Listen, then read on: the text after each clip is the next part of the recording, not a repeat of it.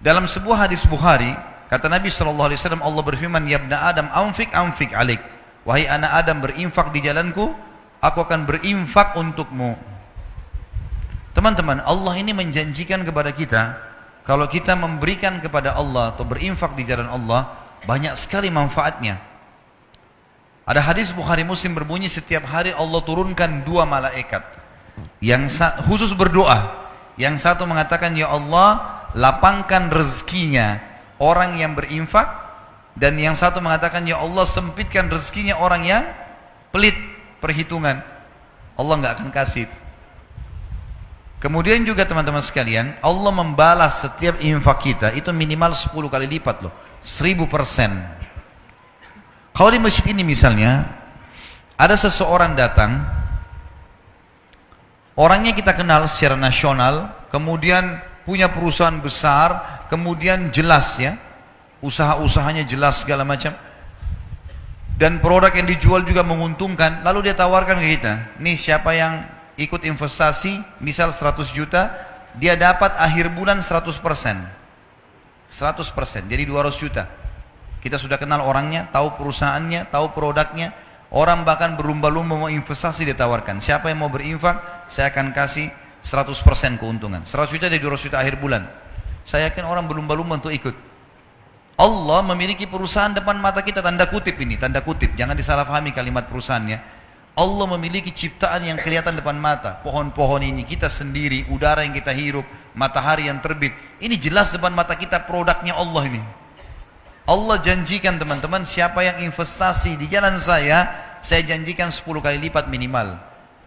Di dalam Al-Quran dikatakan, a'udzubillahi minasyaitonirrajim, man ja'a bil hasanati falahu asyru amthaliha. Siapa yang melakukan satu perbuatan kebaikan, diantaranya sedekah, Allah akan ganti 10 kali lipat, 1000%. Kalau kita keluarkan teman-teman sekalian 1 juta, udah ada 10 juta itu. Tinggal nunggu saja. Tahu teman-teman, para sahabat setiap hari kerjanya apa? Mereka bawa duit di kantong-kantong, di wadah kalau kita sekarang, cari orang miskin. Waktu ditanya, apa yang kalian buat? Kami sedang investasi. Kasih orang miskin, Allah balas 10 kali lipat. Terus begitu. Di zaman Abu Bakar, Uthman bin Affan, Abu Abdurrahman bin Auf, sahabat-sahabat yang kaya, nggak ada akunting, gitu kan? Belum ada sistem kayak kita sekarang, komputerisasi yang rapi. Bagaimana cara mereka mengatur duitnya? Saya kalau baca sejarah mereka itu luar biasa. Dagang, transaksi, orang susah dibantu, orang yang memang layak dapat untung, diputar lagi modalnya, dikeluarin di jalan Allah, disedekahkan, yang sisanya dipakai modal. Begitu-begitu saja. Waktu mereka meninggalkan harta, kalau itu sekarang itu bisa ratusan miliar rupiah, mungkin triliunan kalau uang rupiah. Mereka tidak punya admin, tidak punya apa-apa. Bagaimana mereka bisa atur semua itu? Karena sedekah. Abdurrahman bin Auf pernah buktikan kepada kita dalam kisahnya. Beliau pernah kedatangan keuntungan 1 peti emas. Belum pernah untung sebanyak itu. Dia duduk gelisah di dekatnya emas itu. Istrinya tanya, kenapa Abdurrahman? Saya gelisah lihat ini. Enggak pernah keuntungan kita sebesar ini. Allahu alam kalau terjadi di seseorang di antara kita yang dapat 1 peti emas, mungkin udah dalam di tanah kali ya. Supaya enggak ketahuan di mana. Dia gelisah, istrinya bilang, kenapa? Saya gelisah, enggak pernah ada keuntungan begini. Kata istrinya, lalu apa yang kau lakukan? Saya mau infakkan jalan Allah. Jangan ada di rumah malam ini. Baik, sama istrinya bungkus-bungkus, bagi-bagiin, malam itu habis. Besok datang 2 peti. Kisah nyata ini. 2 peti yang seperti itu. Istrinya bilang, ini gimana? Infakkan lagi. Besoknya 3 peti. Setiap dikeluarkan dibalas sama Allah cash langsung pada saat itu. Cuma mau berani atau enggak nih? Percaya atau enggak? Ini kadang-kadang makan sama temannya, mau traktir atau enggak ya? Ragu.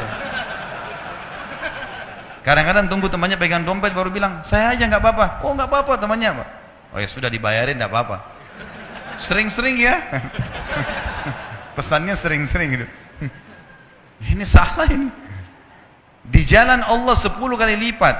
Praktekin, ini rumus yang sederhana. Infak, Allah bilang di jalanku, aku akan balas infakmu itu. Pasti lebih banyak. Dalam hadis Bukhari, kata Nabi SAW, orang sebelum kalian ada 2 orang, dua-duanya bersahabat, dua-dua punya kebun, musim kemarau, nggak ada hujan sama sekali. Kata Nabi SAW, ini si A sama si B, dia disebutin namanya. Kata Nabi SAW, salah seorang dari mereka, kita anggaplah misalnya A sama B, si B ini. Dia bilang, saya melihat ada awan lewat di atas kebun saya, dan saya dengar suara mengatakan, turunkanlah hujan di kebunnya si Fulan, temannya dia di sebelah. Maka dia bilang, saya bingung, kenapa ada suara dari awan? Saya ikutin, ini hadis sahih riwayat Bukhari, penyampaian Nabi SAW. Kata Nabi SAW, dia pergi kebun temannya, ternyata betul hujan turun cuma di situ saja. Yang lain enggak, musim kemarau. Lalu kemudian, dia tanya temannya, apa yang kau lakukan dengan kebunmu? Dia bilang, hasilnya kebun ini saya bagi 3. Hasilnya, saya bagi 3. Sepertiga, saya infakkan dulu jalan Allah. Sepertiga, saya pakai untuk kembali modal. Sepertiga saya pakai buat kebutuhan keluarga saya. Kata temannya, pantas kau dapat ini. Ada ipar saya di Ternate, teman-teman saya pernah datang ke sana. Pulang ceramah jam 11:30 malam, suara rumahnya masih pakai seng di belakang. Ternyata ada suara kayak batu besar, pang gitu ribut. Saya kaget, dia ketawa. Dia bilang itu mangga jatuh. Mau coba? Iya, orang Ternate bilang ini mangga madu. Ya. Saya nggak tahu di Makassar kita bilang apa tuh, di Jakarta mana lagi katanya. Ada titik-titik madunya di dalam. Coba ya coba, memang manis sekali. Masya Allah saya makan sama dia. Saya bilang besok pagi saya mau lihat pohonnya. Dia bilang, silahkan. Terus dia bilang, pohon ini sepanjang tahun berbuah terus. Saya bilang, kok bisa? Dikasih bibit? Dia bilang, enggak. Saya biarin aja begitu. Pokoknya dia sepanjang tahun berbuah. Biasanya kan mangga kita tahu setahun sekali kan. Paling maksimal setahun 2 kali itu sudah luar biasa. Besok pagi habis sholat subuh di masjid, saya keluar, saya ke rumahnya, saya pamit ke belakang. Ternyata pohon itu cuma pendek, mungkin cuma 3 meter, seperti mungkin tiang masjid ini. Kemudian buahnya banyak sekali, sampai mau jatuh ke paving bloknya itu. Cuma pohon itu, setengah pohon masuk ke rumahnya, setengah pohon melintang keluar temboknya gitu. Terus dia keluar, dia bilang, tiba-tiba kayak Allah kasih jawaban ke saya, dia bilang, ini setengahnya yang masuk ke sini saya pakai buat saya sama keluarga, kalau ada tamu datang saya kasih. Yang keluar itu saya nggak pernah ambil. Siapa saja boleh ambil, silahkan. Saya bilang itu rahasianya kenapa berbuah sepanjang tahun. Coba pertemukan dengan antum di sini, dibungkus plastik, ya. Anaknya saja lihat nggak boleh. Hah? Anaknya nggak boleh sentuh. Jangan sentuh ya nak, nanti kalau sudah masak. Kadang-kadang subhanallah ada orang pelit sekali. Dia beli makanan favorit masuk di kulkas, anaknya nggak boleh sentuh, istri yang nggak boleh sentuh. Wah luar biasa nih. Hah? Bagaimana bisa Allah kasih? Maka mulai sekarang harus royal di jalan Allah. Dalam masalah infak teman-teman jangan perhitungan. Itu investasi yang tidak akan pernah habis. Allah Subhanahu wa taala mengingatkan dalam Al-Baqarah surah nomor 2 ayat 254 agar jangan menyesal. Karena kalau teman-teman punya rekening 1 miliar, 2 miliar nggak pernah berinfak di jalan Allah, pada saat meninggal teman-teman demi Allah akan menyesal. Coba dulu saya kasih masjid ini ya, coba dulu saya kasih pesantren ini ya, coba dulu saya beliin Quran ya. Udah telat, udah nggak bisa lagi. Iya kalau ahli waris kita bangun di masjid, kalau enggak, kalau mereka pakai buat kebutuhan mereka saja gitu. Allah berfirman, a'udzubillahi minasyaitonirrajim, ya ayyuhalladzina amanu anfiqu mimma razaqnakum min qabli an ya'ti yaumun la bai'un fihi wala khullatun wala syafa'ah wal kafiruna humudz zalimun. Hai orang-orang beriman, infakkan, keluarkan, jangan perhitungan di jalan Allah. Apa yang kami jadikan rezeki buat kalian. Sebelum datang hari, tidak ada transaksi, nggak ada persahabatan, tidak ada lagi pertolongan. Dan orang-orang kafir mereka adalah orang-orang yang zalim. Memberi teman-teman, berikan yang terbaik. Jangan pakai istilah daripada makanan rusak di kulkas kasih aja orang. Nanti rezeki juga daripada ini. Mau dapat ikan paus pakai kapal tanker, jangan pakai pancing kecil. Celengan masjid lewat rumahnya Allah loh ini, lewat celengan korek kantong yang paling kecil, 2.000, 1.000. Kalau ada 500 koin, 500 dikasih masuk di masjid. Baru luar biasa cerewetnya, minta kesehatan, kekuatan, keturunan, selamat dari neraka, masuk surga, minta jodoh yang cantik, yang gagah. Wah ini, ini kalau malaikat diizinkan cambuk sudah dicambukin. Dalam surah Ibrahim, surah nomor 14, ayat 31 sampai 34 Allah juga berfirman, A'udzubillahi minasyaitonirrajim, Qul li ibadiyalladzina amanu Katakanlah hai Muhammad kepada hamba-hambaku yang beriman, yuqimus shalah.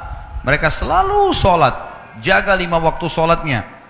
Itu waktu absen kepada Allah. Datang on time di awal waktu. Wa yunfiqu mimma razaqnahum sirran wa alaniyah. Dan mereka selalu ikutkan setelah sholat infak. Sembunyi-sembunyi atau terang-terangan. Karena kadang-kadang kita dimintai orang di pinggir jalan sudah. Ingat kaidah dalam ibadah, kalau ibadah telah tiba waktunya, saatnya eksekusi, bukan saatnya menilai. Misal, azan, lalu kemudian kita lihat ada masjid, kayaknya masjid ini kotor, saya mau masjid sana saja. Bukan saatnya menilai. Azan, sholat, di masjid manapun sholat, gitu kan? Ada orang miskin lewat minta, bukan kita nilai, orang ini masih kuat, orang ini bohong atau tidak, bukan urusan kita itu. Orang lagi minta, Tuhanmu lagi suruh kasih, bukan menilai, eksekusi kasih orang. Ini pintu syaitan saja, membuat kita selalu menilai. Lalu kapan kita lakukan? Siapa orang yang kita anggap paling layak? Sementara berinfak boleh kepada orang kaya. Sekarang saya kaya, adik saya kaya, lalu saya mau kasih dia uang, bolehkah? Boleh, infak tetap pahala. Apalagi kalau dia orang miskin, tidak selamanya infak itu kepada orang miskin. Kita boleh memberikan makan orang lain, memberikan hadiah pakaian, walaupun dia orang kaya, nggak ada masalah. Nabi SAW mampu dan beliau menerima hadiah. Kemudian dikatakan min qabli an ya'tiya yaumun la bay'un fihi wala khilal, sebelum datang hari di mana kalian akan menyesal karena nggak ada lagi transaksi. Orang-orang miskin yang kita temui di dunia, teman-teman, kalau kita ketemu di mahsyar, walaupun kita mau kasih 1 miliar rupiah, sudah nggak laku miliaran rupiah di sana. Mau kasih pahala dia terima, duit dia sudah nggak terima. Mau kasih makanan dia tidak terima. Orang di akhirat tidak butuh makanan dunia. Tidak ada lagi transaksi dan tidak ada juga persahabatan. Lalu Allah menceritakan di ayat 32-nya Ibrahim, Allahul ladzi khalaqas samawati wal arda wa anzala minas samai ma'an fa akhraja bihi minats thamarati rizqan lakum. Yang telah memerintahkan kalian menjaga solat kalian dan menginfakkan apa yang menjadi rezeki buat kalian adalah Allah yang telah menciptakan seluruh langit dan bumi dan telah menurunkan air dari langit dan telah menumbuhkan dengan air-air itu buah-buahan sebagai rezeki buat kalian. Wa sakhkhara lakumul fulka litajriya fil bahri bi amri, dan yang telah menyuruh kalian salat dan berinfak di jalannya adalah yang telah menundukkan buat kalian bahtera-bahtera, sehingga yang telah menundukkan buat kalian lautan dan sungai, sehingga bahtera-bahtera kalian bisa meraung di atasnya. Wa sakhkhara lakumul anhar, dan telah menundukkan juga buat kalian sungai, jadi laut dan sungai. Wa sakhkhara lakumus syamsa wal qamara da'ibain, dan yang telah merintahkan kalian salat dan berinfak adalah yang telah menciptakan dan mengatur matahari dan bulan yang rutin, matahari pagi hari, bulan di malam hari. Wa sakhkhara lakumul laila wan nahar, dan yang telah menyuruh kalian salat dan berinfak adalah yang telah menundukkan malam dan siang. Wa atakum min kulli ma sa'altumuh, dan juga dia telah memberikan semua yang kalian minta. Wa in ta'uddu ni'matallahi la tuhsuha, kalau kalian ingin menghitung-hitung nikmat Allah, kalian tidak akan mampu menghitungnya. Innal insana la zalumun kafar, sesungguhnya manusia itu adalah makhluk yang zalim dan kufur. Tidak ada haknya dia, tidak ada hak punya dia di situ andil, tapi dia merasa dia punya hak.